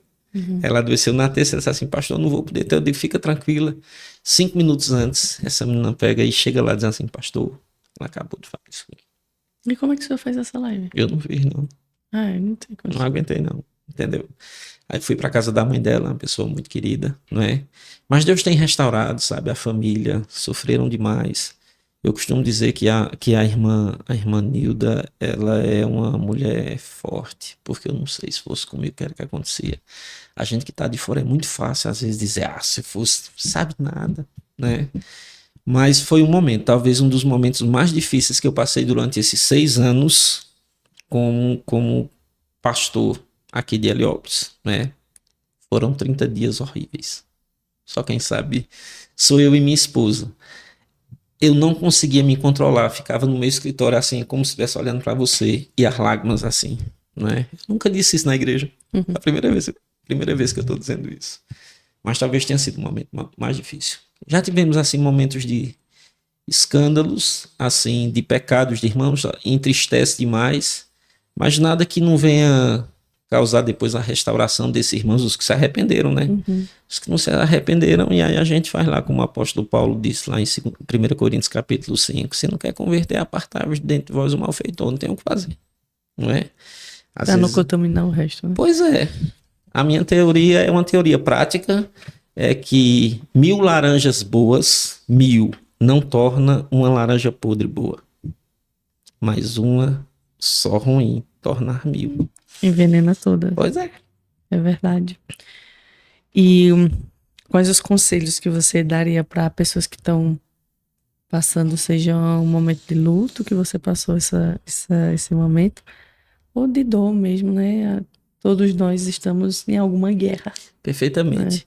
Uma das coisas que vai ajudar a gente a passar por esses momentos difíceis, sejam eles quaisquer que sejam, é a gente ter uma correta visão da soberania de Deus. Amém. E uma correta visão do grande encontro que vai acontecer dos ressuscitados com os transformados quando Jesus Cristo voltar. Todos os nossos irmãos que partiram para a glória, um dia a gente vai se encontrar com eles, certo? É isso que a Bíblia nos diz. É por isso que a Bíblia, quando vai citar que Deus é Deus de Abraão, Isaque e Jacó, ele não mudou o nome deles, porque vai ser Abraão, Isaque e Jacó. Então, assim, fica aquela saudade temporal, mas o conselho tem que buscar com mais intensidade a presença do Senhor. Eu fui restaurado desse luto, dessa dor, em uma madrugada, quando eu lembro que acho que era uma hora da manhã, eu disse, Senhor, olha, pastor, e a igreja não sabe desse conflito que a gente vive, né? Diz assim, tua palavra não restaura? Restaura. Eu me lembro como hoje. Peguei o livro de Isaías, capítulo 1. Acho que quando foi às 5 horas da manhã, eu estava terminando de ler os 66 capítulos. Um atrás do outro, assim. Eu digo, eu só paro quando esse negócio for tratado no meu coração, entendeu? E graças a Deus hoje a saudade fica, não é? Mas tratada por Deus. Então o primeiro conselho é ir aos pés de Cristo. Entender que Deus é soberano sobre as coisas boas e ruins. Deus não prometeu a gente no mundo caído que só ia ser bênção. Pelo contrário, ele prometeu que ia restaurar tudo. E a gente espera essa restauração. E não se isolar. Ninguém pode se isolar no momento de luto, de sofrimento, porque senão só vai aumentar essa dor e essa solidão, e é como se você entrasse dentro de um buraco, de um abismo, você não visse de forma alguma nenhuma saída, não é? Então, assim, alguns... Provérbios fala sobre não se entregar à tristeza. Perfeitamente, né? Não é? Então, assim, a ideia é essa, confiança em Cristo, não se isolar e ter uma visão correta da soberania de Deus. Qual era o nome da... Era Neile. Neile. Será que Neile não era boa demais para estar nesse mundo, não? Deus quis ela pertinho para... Pois é, rapaz. O grande problema da gente é que a gente sabe o que a Bíblia diz. Ninguém morre de véspera, ninguém é peru. Entendeu? Então, assim, eu entendo que a gente só vai no dia, entendeu? Porque se eu disser que a gente não vai num dia, Deus perdeu a soberania do dia que eu ia, deu errado a conta dele, não é? Então, assim, tem coisas que a gente não tem resposta. E eu lembro que um professor que eu tinha... São os mistérios, né? Eu tinha um professor lá no seminário, irmão, o Edia, que ele de vez em quando ele me dava umas cacetadas assim, porque às vezes eu queria saber das coisas que a Bíblia não diz. E eu lembro que uma vez eu falando sobre um assunto lá, não tem nada a ver, só um parêntese aqui. Pode falar. A gente falando sobre o problema do mal, que talvez seja o maior dilema para nós cristãos. E para todo mundo, para os ateus também. Que é um dos maiores argumentos deles. Não tem como a gente resolver esse negócio. Por que não tem? Porque existe um gap do Deus de amor e do mundo caído, certo? Então existe uma lacuna ali que a gente não sabe o que está por trás, e se a gente quiser saber, a gente vai terminar por inferência, saindo com alguma coisa ali que talvez sistematicamente combine, mas não é o que a Bíblia diz. Aí, resultado, uma vez eu cheguei perto do professor e fiz assim. E professor Gaspar de Souza, o nome dele, é uma das mentes brilhantes na área da teologia. E eu lembro que eu disse assim, eu digo, ô pastor, se o senhor vai andando na estrada num carro e o senhor cai dentro de um buraco, a minha pergunta é, o senhor fez o buraco para cair ou o buraco já existia? Me ajude, Edia. Entenda, você vai transitando. Você fez... Ele não fez o buraco, né? Ele estava transitando e caiu no buraco. Caiu no buraco. A pergunta é... Ele fez o buraco para cair ou já existiu o buraco? O buraco aparentemente já estava ali. Estava ali, não foi ele que fez um buraco para cair, porque era meio sem noção, né? Muito bem. Aí eu pego esse exemplo, filosofia faz isso, né? Às vezes vem um discurso sofista que parece lógico, mas às vezes é uma heresia. Aí eu disse assim, pastor, pegando nesse ponto de vista, Satanás, quando caiu, ele caiu porque existia o buraco ou porque ele fez o buraco para cair? E aí o pastor olhou para mim e disse assim, Stuart, não queira roubar de Deus aquilo que ele não revelou. Aí eu me calei assim, esse tipo de inferência não tem na palavra de Deus. A essência de Deus é amor, o pecado existe, a primeira queda foi no céu, e a única informação que a gente tem, que a gente pode dar é essa. Se a gente vai além, a gente pode estar querendo trazer verdades que o próprio Espírito Santo Não deixou aqui. não quis revelar. Mas Deus é há uma amor. promessa que todas as dúvidas serão tiradas, né? Pois é. No grande. Eu acho que, rapaz, E a gente vai querer saber mais eu que eu, quero já tô... saber disso, não. Quando eu chegar lá, eu quero saber de Eu já pecado, tô aqui. O não. povo às vezes fica dizendo assim, quando chegar lá, quero falar com fulano, com ciclano, não sei o quê. Como se só nós tivéssemos curiosidade. Você acha que eles vão ter curiosidade pra nos ouvir? Pois é, rapaz, a gente vai ter eternidade para usufruir. Porque, querendo ou não, vai ser igual. Tipo, Paulo, pra mim, Paulo zerou o game, né? Mas, em nome de Jesus, seremos salvos. Nós estamos no mesmo patamar de Paulo. Todo mundo. Fomos salvos também. Todo mundo. Hein, João? Diga aí. Vai ser Tô bênção. ali no mesmo patamar de Paulo, é? Pois é. Eita, Vai ser uma mano. bênção. Eu tenho. A gente vai ter eternidade, né? É, Na verdade, para eternidade. estar usufruindo dessa comunhão bendita. Vamos com comer o Senhor. da árvore da eternidade. Eita, que bênção. Meu Deus do céu. Rapaz, esse tema é um dos temas que eu mais. Eu gosto de mexer com esse negócio de Apocalipse. Olha, depois eu vou te trazer aqui mais vezes, viu? Pra você, pra Eita, gente... mulher. Hein, João? Pra gente fazer um podcast de estudos também. Eita, rapaz, fica.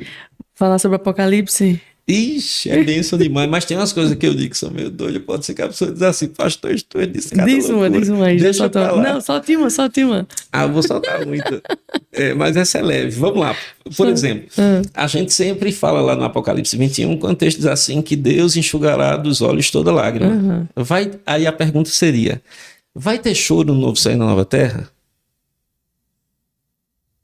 Parou e pensou, não Peraí, foi? como é o O versículo? texto diz lá que Deus enxugará Sim. dos olhos toda lágrima. Não, mas tem mais. Não é? Esse versículo Não tem vai mais. haver luto, não Sim, vai não. haver dor, não vai haver nada que seja proveniente do pecado. Isso. Mas diz que na nova terra ele vai enxugar dos nossos olhos toda lágrima. Vai ter choro? Eu acho que sim, a gente vai chorar, não. Rapaz, eu tenho certeza. Meu Deus. Agora, Porque você vê Jesus, você vê aquele negócio. Pois às vezes a gente Porque o choro, na verdade, é uma expressão, né? É uma resposta. não vai haver choro proveniente da queda. Não é, por exemplo, você disse aí um texto aí, que aquele texto ali dá um estudo de um monte de hora. Você disse assim, a gente vai comer do fruto da árvore da vida. Mas só que lá o texto também diz que tem essa árvore, tem folhas para cura dos povos. Já prestou atenção? Não. Apocalipse 22. Não. Quando diz que existem folhas para a cura dos povos, aí você diz assim, curar o quê no novo céu e na nova terra? Eu acredito Pois que é. a gente vai trabalhar para a restauração da terra. Como é? Explica. Eu acredito que a gente vai trabalhar na restauração da terra, porque, tipo assim, na verdade, se vai subir ou se vai descer, eu acredito que Deus vai restaurar a terra. Sim. Então, eu acredito que vai haver uma festa no céu Amém. e depois a gente volta Isso. para restaurar a terra e o galardão tá ligado a isso, a jurisdição. Então, pessoas, elas vão ter, por exemplo, Joyce Meyer. Joyce Meyer meio que vai governar, assim, uma nação inteira, né? Pois é. Aí algumas pessoas vão liderar sobre uma cidade, outras sobre 10, outras vão... Então, eu acredito que a gente meio que vai ser anjo, né? Não vai ser anjos, não. Não. Tipo, vai trabalhar ali. Vamos lá. O Edja, quando estiver na nova terra, vai ser quem? O Edja. Permanece, né? Perfeita. Sem pecado. E na melhor versão, diz Na que melhor o povo versão. fica bonito lá. Pois é. Não é velho, não, é O texto quando na diz que fase nós... nova, viu, pastor? Pois é. O texto que diz que nós seremos semelhantes a anjos está falando sobre o estado da pessoa depois que morre, que ela não tem fisicalidade. Por não ter fisicalidade, essa pessoa é semelhante a anjo, a espírito. Atravessar a parede, ó, Jesus atravessou. Entenda só, pois é. Quando a Bíblia diz que a gente será semelhante a ele, será que será com esses atributos plenos? Ou será que a gente será semelhante no sentido de não mais morrer? Porque a gente não vai ser igual a Jesus. Não. Jesus Cristo, ele é plenamente perfeito, se eu puder usar esse termo. Então, a nossa semelhança é essa, eu nunca mais vou morrer. Mas, por exemplo, se eu nunca mais vou morrer, eu vou ter alguma limitação? Claro que sim. Adão e Eva, se não tivessem pecado, eles estariam no gozo eterno, não estava? Estão. Eles tinham limitação? Entenda, limitação física? Claro que tinha. Verdade, porque eles eram seres Eram humanos, seres né? Tipo, humanos. não podia voar. Exemplo. A não questão é podia que às vezes a gente fica pegando uma estrutura da Idade É, Média e entendi. pensando que a gente vai voar igual Aham, Aladim. aham. Vou lhe dar um desafio. Depois você leia com bem muita calma Isaías 65, Isaías 11, Ah, que vai falar 65. justamente sobre novo céu e nova terra, o que é que vai acontecer lá. Você disse uma coisa aí que é o que está lá no texto. A gente vai trabalhar para construir. Só que o trabalho vai ser como o de Adão e Eva antes da queda. Não tem peso, não tem dor, não é? Nem vai saber, né? Tipo assim, não vai ter o pensamento, o raciocínio pecaminoso Não tem. de queda, não. Isso. Vai ser uma mente pura, Pois é. né? Desse jeito. É por isso que lá em Isaías 65 vai dizer que nós construiremos casas, eu vou deixar para você ler depois, que aí Não, você fale, tirar as suas vai. conclusões, certo? Porque o texto vai dizer até lá em Isaías 65, que é um dilema, né, no campo teológico, que as famílias estarão ali. E aí esse negócio, como é que pode esse negócio de família, né? Mas Os mistérios. pois né? é porque é o seguinte, né? Existem 3 mandatos que a gente vai ver no Antigo Testamento da criação: mandato espiritual, social e o mandato, falta o outro, espiritual, social e o cultural, os 3, né? No mandato cultural é o homem ter capacidade, por exemplo, de agir através das artes, de criar. E é por isso que vai ter música no Céu e na Nova Terra. Então, tu vai ter arte lá, vai ter cultura, né? Quando fala sobre a questão espiritual, vai ter culto. Quando chega na questão do âmbito social, aí a gente diz assim, Deus acabou com as famílias, não vai ter mais, é todo mundo irmão. Parece um negócio bem bonito, né? Eu só acho que não é bíblico, entendeu? Por quê? Vamos lá. Tenta enxergar aí. Você tem filhos? Ainda não, mas vai ter, se Deus quiser, em nome de Jesus Cristo. Recebo. Pois é. Quando você tiver um filho, digamos que você esteja lá numa refeição, você com um bebezinho de colo aqui. Pensa aí no raciocínio. Jesus Cristo volta sem você ter necessariamente morrido. Quando Jesus Cristo volta, ele vai encontrar bilhões de pessoas vivas e milhões de cristãos, de famílias cristãs. A pergunta é, o que é que ele vai fazer com o Edja, com o bebê e com seu esposo? Porque 1 Coríntios 15 diz que nós seremos o quê? Transformados. Depois dessa transformação, o que é que vai acontecer com vocês? Ser assunto? Certo. A pergunta é, Jesus Cristo vai divorciar você do seu marido? Eu creio que não. Pois é. Só que a gente aprendeu que no céu não se casa nem se dá em casamento. E às vezes a gente esquece de ver o contexto que Jesus Cristo está falando, com quem ele está falando e o local que ele está falando. Entendeu? Então, assim, tem muita coisa para a gente aprender. A Bíblia é uma fonte inesgotável de conhecimento. Uma das coisas que eu sempre vi assim, rapaz, que beleza extraordinária é saber quando lá o texto bíblico vai falar sobre essas questões. Só que tem um detalhe. A maioria, né, dos meus irmãos pastores, né, às vezes eles se limitam lá no Mateus 22 e esquecem de fazer a exegese de toda a Bíblia, né? Então, assim, a gente sabe que vai sempre ter controvérsias quanto às questões assim que não são fechadas, não é? Mas eu creio que haverá família. Pastor, e o casal que ficou viúvo e depois casou de novo, e o camarada vai ficar com quem? Eu digo, aí eu não sei. A Bíblia Agora tu já quer saber demais. Quer saber demais. Eu quero saber o que a Bíblia diz, não é o que não diz. Mas eles fizeram essa pergunta a Jesus, né? Pois é. Os saduceus, né? Porque é o seguinte, para um saduceu, eles não criam em ressurreição. Eles não criam em anjos. Eles estão querendo jogar uma pegadinha em Jesus Cristo a respeito da lei do levirato, e as pessoas não entendem isso. É por isso que eles pegam a lei lá e dizem assim, Senhor, lá na ressurreição, para o saduceu, a ressurreição seria esse estado depois da morte. E aí Jesus vai dizer, na ressurreição, não se casa nem se dá em casamento, porque eles são como anjos. Adão e Eva, aqui, antes de terem pecado, eram como anjos? Não, Pois aí, foram feitos humanos. E a gente vai ser restaurado ou a gente vai ser uma nova criação? Porque se for uma nova criação, então não é restauração. Exatamente. Ressurreição é Stuart, ressuscitar Stuart. Ponto. Se não foi Stuart, não foi ressurreição, foi uma nova Verdade. criação. Tem gente que sonha, né? Diz assim, eita, pastor, quando eu ressuscitar vai ser com 20 quilos a menos. Eu digo, vai nessa. Não sei como é que vai ser esse negócio. Pois é. Entendeu? Jesus Cristo, quando ressuscita, ele não ressuscita marombado, diferente, loiro. Não, era como ele era, né? Pois é. A mesma pessoa, com as marcas dos cravos. Verdade, meu Pois é. Deus. Tem muita coisa, muitos mistérios, É né? benção, é benção. Dentro da Bíblia. Pois Eu é. amo isso também.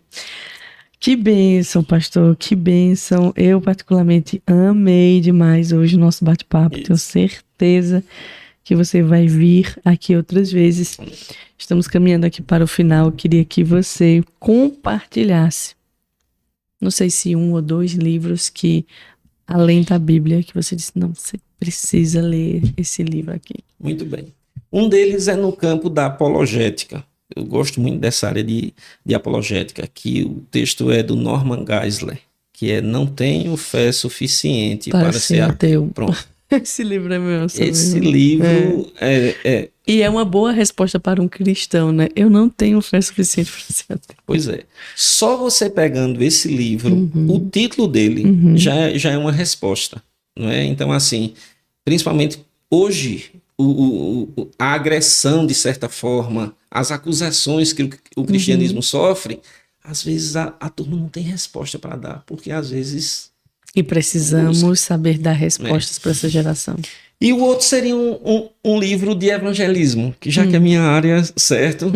Teriam vários livros aqui para eu citar, mas eu quero tratar sobre isso, porque é uma forma prática de evangelizar por meio de perguntas, que é Evangelização e Apologética, do Randy Newman.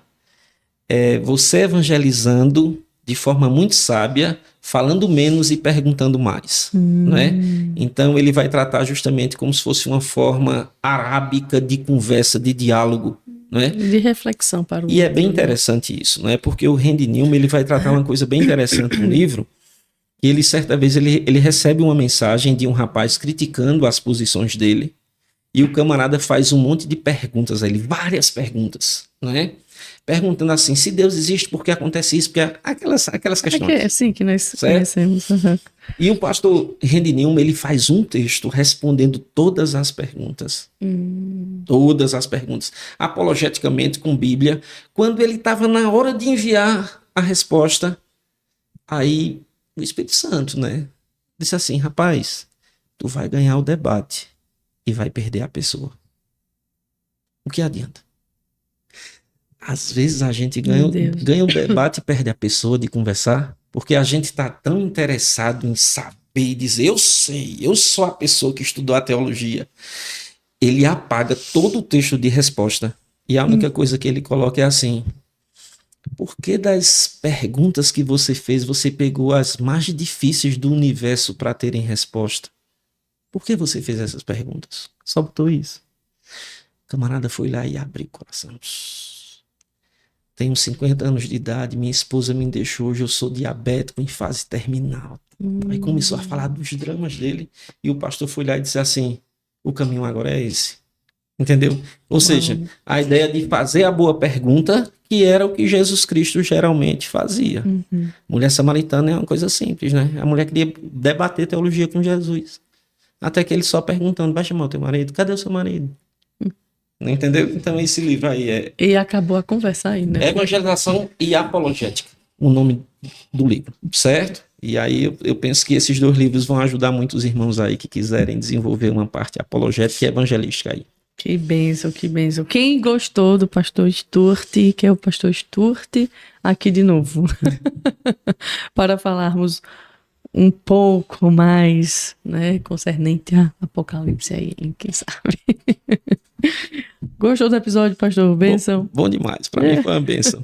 A gente gostou muito também. Muito bem. Tem sempre algo que a gente faz no final, que é orar. Então, eu peço que você ore, mas de antemão quero já agradecer também sua participação, sua disponibilidade, né, ter vindo aqui numa segunda-feira à noite gravar com a gente. Se eu continuo te abençoando, te guiando, direcionando, lhe dando discernimento, sabedoria para conduzir as ovelhas do Senhor. Amém, irmã. Em nome de Jesus. Amém, amém, amém. Muito obrigado pelo convite. Para mim foi uma honra estar aqui com vocês, Amém, a pastor. gente poder conversar, né? E a minha oração é que Deus esteja abençoando grandemente, Amém, amém. não só o podcast, mas todos aqueles que acompanham, Amém. né? E o nome do Senhor seja Glorificado. glorificado. Antes de orar, eu só queria citar um versículo que está lá em Sim. Salmo 77:10, que fala sobre a aflição de Asaf, que é a nossa aflição muitas vezes. A aflição dele, ele diz assim: era que o poder do Altíssimo não era mais o mesmo. Era a aflição dele. Mas depois ele se volta e diz assim: eu parei para atinar e vi que ele continua sendo poderoso. Então talvez você que esteja nos ouvindo aqui, você talvez esteja desconfiando um pouco de Deus, mas ele permanece sendo o Altíssimo, o controlador de todas as coisas e aquele que ordena que elas aconteçam. Então eu quero orar por vocês nesse momento. Vamos orar? Vamos. Pai, em nome de Jesus, muito obrigado, Deus, por esse momento aqui de adoração. Muito obrigado, Deus, porque o Senhor tem cuidado de todas as coisas nos mínimos detalhes. O Senhor não é o Deus que se esquece de coisas. O Senhor é aquele que controla todo o universo. E tu sabes, ó Deus, que talvez pessoas que estejam assistindo esse podcast neste momento tenham entrado aqui até de forma aleatória, mas eu creio que o Senhor quer tratar com cada uma delas. Que o Senhor nos conduza a uma vida de santidade e de esperança. Amém. Porque nós não estamos caminhando em direção a um acaso, mas nós sabemos que a vitória do teu povo já é certa. Amém, Senhor. Nós aguardamos, Deus, Aleluia. a vinda do teu Filho Jesus. Que o Senhor nos fortaleça para que possamos, através da tua palavra, contagiar pessoas a te amarem e levar tantas outras a te servirem. Muito obrigado, Deus, por todos que fazem parte, Pai, de todo este trabalho, que o Senhor derrame ricas bênçãos sobre a vida da nossa irmã, o Edja, Amém, e também do irmão que está ali no computador, que o Senhor abençoe todos que aqui estão, em nome de Jesus. Em nome de Amém. Jesus. Amém. Mais uma vez, obrigada, pastor Beleza, Stuart. Meus irmãos, que tempo precioso, hein? Que tempo precioso, quantas histórias lindas que nós ouvimos aqui. Esse pastor é animado, sorrisão, né? E não se esqueça, tá? De se inscrever aí no nosso canal. Se inscreva aí, abençoado. Chegou até o final do episódio, não se inscreveu? Não pode. Clica aí, se inscreve no nosso canal, deixa seu like também. Eu tenho certeza que, assim como eu, você foi abençoado também com esse episódio. Deixa um comentário e, claro, compartilhe também esse vídeo. Pega esse link, joga aí no grupo da tua igreja, manda para um amigo para ouvir também, para alguém que precise, que você acredita que vai fazer sentido essa pessoa ouvir o que foi falado aqui. Enfim, nos ajude a fazer a obra. A seara é grande e nós precisamos que você também coopere nos ajudando a levar a palavra de Deus. Então, mais uma vez, obrigada a cada um que ficou conosco aqui até o final desse episódio. Deus abençoe vocês. Continuemos firmes e ligados na videira verdadeira que é Cristo, e nele todos nós somos nutridos todos os dias. Deus abençoe você, a sua casa. E até o próximo episódio. Deus te abençoe, como vocês já sabem. Até lá vista.